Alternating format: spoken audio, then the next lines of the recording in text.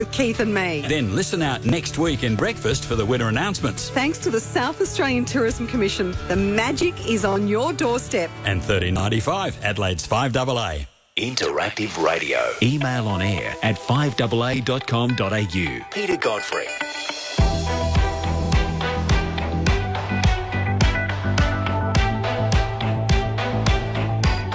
Let's head to New Zealand, take a look at what's happening there. Selwyn Manning from livenews.co.nz. Good morning, Selwyn. How's things? Yeah, very good, Peter. That's the way. Exciting times in New Zealand with, sailing on the minds of everyone.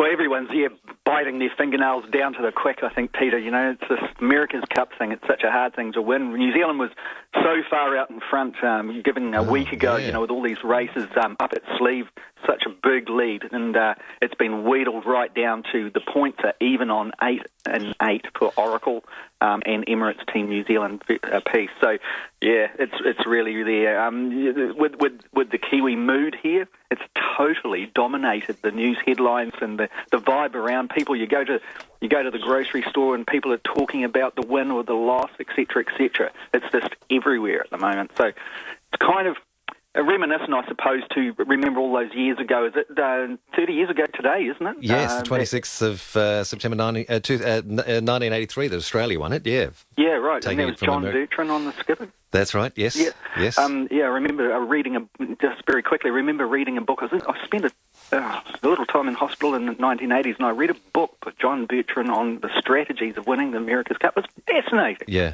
Absolutely fascinating. But, so I guess just in leading up to that, in 1995, New Zealand won the America's Cup, being led by Peter Blake, and, of course, Russell Coots was the skipper on board that. It kind of dominated. New Zealand dominated the America's Cup until its defeat in 2003, and that was to the Swiss boat Alingi.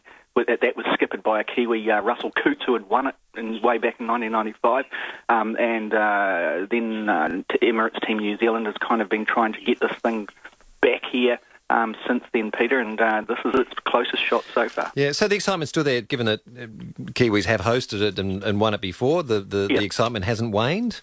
Well, the excitement hasn't waned, but I guess the voice of critique has elevated. Right, yes. The government, it was cutting funding for, people all over the country, taking support out for business and export and everything else, but it came up with $36 million for the America's Cup yacht race. So there's a lot of people saying, oh, come on, double standards here. This is a rich person's sport, and you guys are dishing out the dough for the rich people to be able to sail around the harbours. Yeah. What they were getting at, it's very much a corporate-sponsored sport, isn't it? You can see by the name on the sides of these boats, there's the US Oracle, Team USA, and on the side of the New Zealand boats, Emirates Team New Zealand, obviously sponsored by Emirates Airline. So it's very much in that vein, but still, you know what it's like, Peter. I've been listening in the lead up to speaking to you this morning, listening into your radio station online, and I can still hear the excitement amongst your readers about when Australia took the cup, and then it was defended over in Fremantle, if I remember right. Yes, Fremantle. Yep. And these boats, the catamarans, these are extraordinary looking things. This is the first time they've been used, and incredibly fast. Just to see that even on the TV, you can see the speed of them. It's incredible. Yeah, well, they're flying.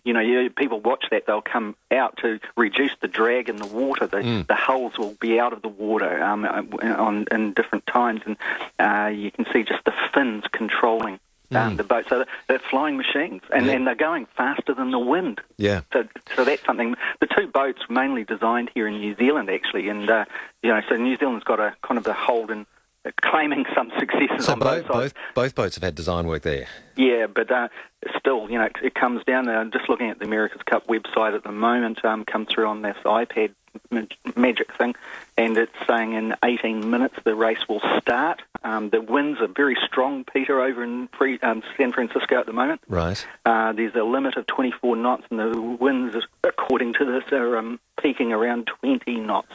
So it's getting up there for the race. to be able to. But then, you've got Jimmy Spittle, the Aussie skipper of Oracle, born in Sydney, I understand, and he's kind of saying that it's a great day to win the cup, is his line this morning. It's a fine day out there, and it's a great day to win the cup, he's saying. And Dean Barker, the Kiwi skipper on Emirates Team New Zealand, he's saying, well, we've got all our family here. We're going to give it our best shot. So, that's a difference in the attitudes at the moment. Yeah. Well, Dean Barker, he'd be feeling a little bit sad and sorry given the lead he had only a week ago, and then to lose that, to get it to at least, stay in there with a tie. But has he come under criticism at all for that? Not criticism. I think there's, there's a sense of, oh no, creep that has crept in by degrees over the last week. Yeah. A week ago, you know what it'd be like if you were so many points up in a competition, a one-on-one competition. You'd be thinking, oh yeah, law of averages is we've done pretty good up until this point. We should be able to pull one more off to win this thing. But as each race has kind of progressed, and Jimmy Spittle and his team, they've kind of pulled it back and won it. There's been this sense of dread that's been creeping in, and that's pretty much weird. So it comes down to it, doesn't it? It's a winner takes all today. Yeah. So the best team on the day, certainly the Oracle boat looks a little bit quicker of late, but this is stronger win, so we'll see what happens today. And New Zealand says, got to live in the moment. Grant Dalton, who's leading the team, he's saying, really nervous here, but we've got to live in the moment of now to win this thing. Okay. You mentioned John Key and the New Zealand government putting money through. Well, is he likely to be as excited as our Prime Minister was back in 1983 with our win? Is he going to bask in the glory? Is it going to help with his popularity? He'll be basking in the glory. I don't think he'll come through with some of the fantastic quotes that Bob Hawke did in his day, though. Like this one. I tell you what, any boss who sacks anyone for not turning up to die is a bum. Can John Key beat that if Kiwis do win the America's Cup? John Key would be the kind of Prime Minister that would pull out his calculator and start working out the costs, and then he'd put a big smile on and say, Kiwis have got a good work ethic, get to work. That's the kind of thing he'd be doing if he could think in that way. But he's over in the United States at the moment, John Key is, and he's lobbying at the United Nations for New Zealand to have a shot at being a non-permanent member of the Security Council, the UN Security, just like Australia successfully got that position in a couple of years ago, when it was lobbying, it got things. So New Zealand's doing that as well, and John Key's kind of been doing the rounds of a lot of leaders at the moment. He was up in Britain last week, met with the Queen, went and stayed at Balmoral with the Queen's family, and apparently John Key's son went out shooting grouse with Prince Harry, who I understand is heading down to Australia soon. That's correct, yes. And so they've been hobnobbing with the royals. He's living the high life. On the way back, he stopped off in Paris, met the president over there, shot over to New York, caught the flu or something, and tried to pull a sickie yesterday, but was still forced to do some work. And met Helen Clark, old foe, the New Zealand Prime Minister. She's the head of the UNDP development program. Okay. Yeah. So what's the likelihood of New Zealand getting this seat? Is it seen as something that you will achieve, or are there obstacles?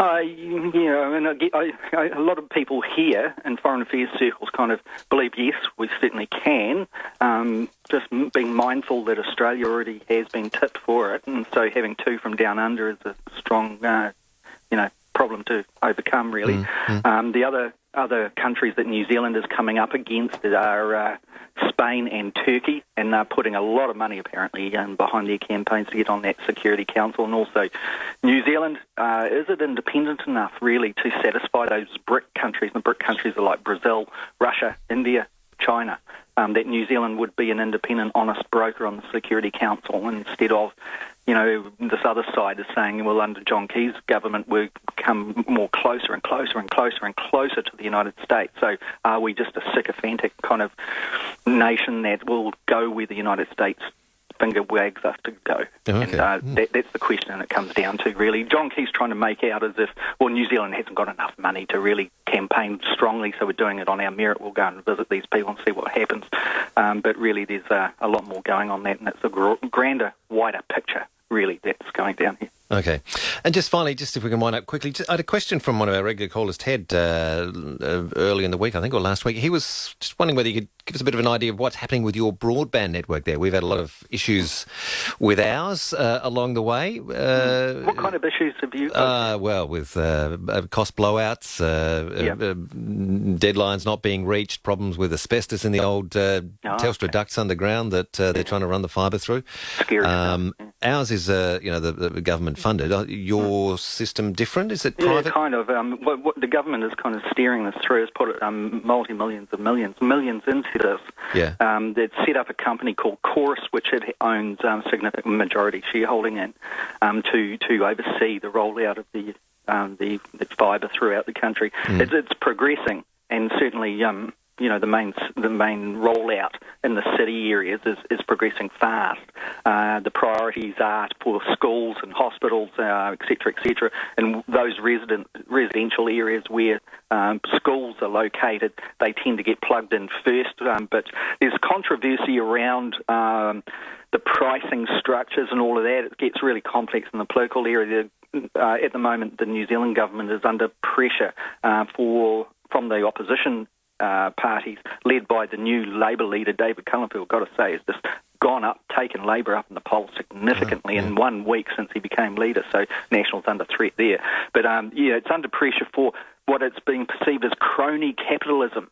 And that's where the government has been dishing out money to corporate mates, if you like, and corporate entities that are friendly to its interests, dishing out big money to kind of make sure that they are able to get over the line. And so remember, the government owns just over 50% of Chorus, the last count, I think it was. Yeah. And it's been dishing out money to kind of prop up Chorus to be able to do this job. So the calculations are falling down a bit, Peter. Yeah. Okay, there we go. Yeah. All right. Selwyn, many thanks for joining us this morning. All the best to the New Zealand team in the America's Cup as they get underway very soon. And and you guys have got a stakeholder in this.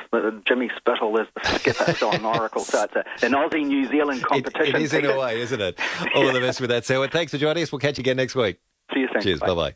Selwyn Manning in New Zealand. Head to livenews.co.nz for more. Thanks for your company through the night.